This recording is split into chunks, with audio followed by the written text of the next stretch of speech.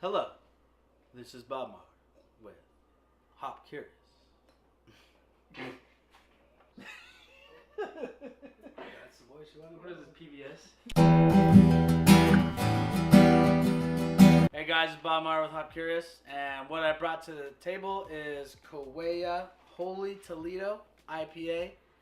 I recently went on a camping trip to both sides of the Sierras. Eastern side half the week, western side the other half of the week. Oh my. This was off the 99 freeway, going north from the Grapevine through Tulare. Awesome brewery. We just stopped by Industrial Zone. They had like a couple units rented out. It looked like a few little things open up. They weren't even open, but they were able to just sell us, closed alcohol. Anyway, they do like the local farmers markets. And that's kind of where their big market is right now. So why don't we go ahead and get it going. Smelling rich malt character. It's got a good amber color. It's not just the basic, let's focus on the hop, but I can't really tell too much what's going on there.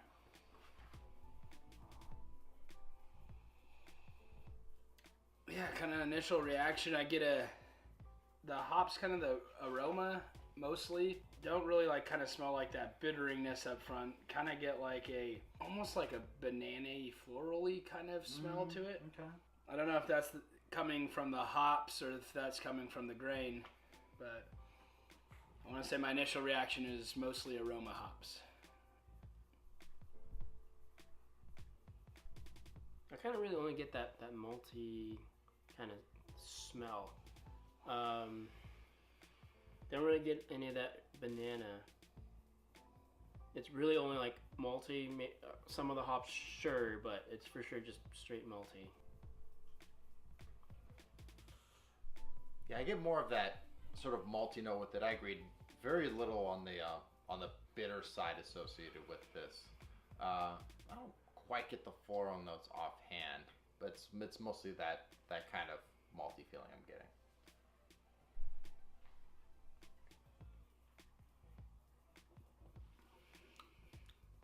I almost do get that initial banana almost, kind of just a smoothness, something in there that really mellows it out. I don't know, yeah. I was hoping for a lot more. More hops, more something. Wow. I'm trying to figure out what hops they used. It kind of tastes like maybe Centennial or Citra hops, but with the grain, I don't know, it kind of tastes a little bit more maltier than a normal kind of just a basic IPA. Yeah. Not a Stone IPA or something. It's a Almost little bit. It's a little bit different than a basic. Something else. If you're trying to compare this to a Goose Island, it'd be on almost a different spectrum of that two beers. From the initial statement of banana, I would almost want to upgrade that statement to after you eat a banana and it's already settled in your stomach, but you have the after mouth. Yeah, it's like the burps of the banana. The mouth banana burps. The banana burps. The mouthfeel of The a what? banana. It's the banana. The banana burps? Yes. It's the mouthfeel of banana after you've already done eating it. I would say that's the aftertaste that's kind of lingering in the mouth. It's like a G-rated Sierra Nevada pale. Yeah. I get sort of the upfront tropical sweetness, and it does mellow out a little bit to more of that kind of maltiness and hoppiness I was expecting for it. But I've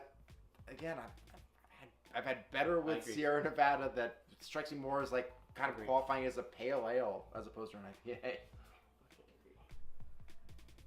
All right, guys. Well, this not being a great representative sample of what we experienced from the brewery, not that it gave us a bunch of tasters or anything.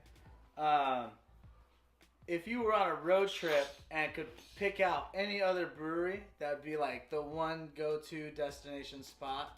For me, when I'm going to Sequoia National Park now, off the 99 freeway, going through Tulare, I'm going to pull off and I'm going to stop here at Kaweah Brewing Company, because that is where you can find some good beers.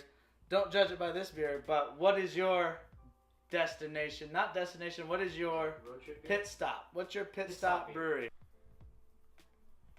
if I'm on my way to San Diego, I'm taking the long way down to 15 and going down to Escondido to Stone Brewery. Yeah, you Back way bet. Stone? Okay. You bet. I'm going For back sure. way to Stone Brewery. That's I'm a good taking one. more than one growler with me from there.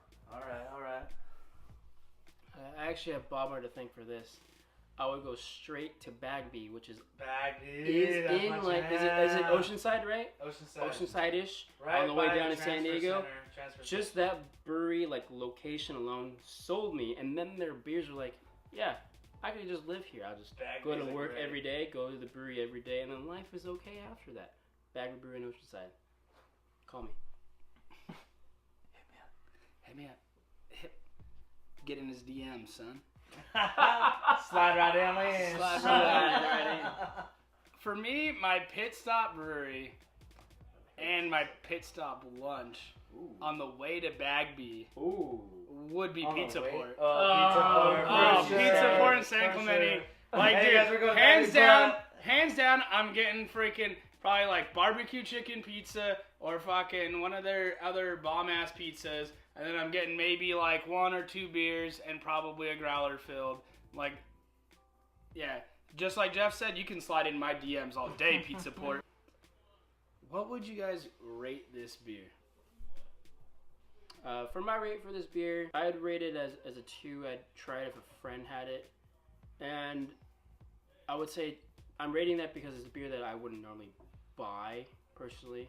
And if someone has like, oh cool, I'm going to try this cool beer, but leave it at that. I couldn't recommend it because there's probably other beers, especially that are IPAs, that you can say that are better or more interesting. So that's what my rate would be. You know, I'd probably actually rate this a 3, mainly because I think it's a good intro. I think if you want to go to something that's a little bit stronger, or I think the word we used earlier was more offensive, the IPAs, then I think this would be a good starter for you. Yeah, to kind of piss off your palate. This would be a good starting point that's somewhere in the middle. Or just to say, okay, when you want to try one for the first time, here's a good starting point. Now, once you feel comfortable with that, then we'll go from there. So I'd like to use this as more your starting point. So I'll say 3. So I would definitely buy this at a bar, almost on the opposite end of the spectrum of the ones we did earlier, because it is small time brewery, and if I did see it, I would want to support it. I would hope that they had their Imperial or their double IPA, but definitely buy it at a bar if I saw it. Ended up bought the brown in the growler. That brown was a crowd pleaser. So cheers, Kaweah. It sucks to say this because I'm an IPA person, but I would rate this a 2. I would try it if a friend had it. It's not the greatest. If I was at a bar and I saw it, there's probably better beers there.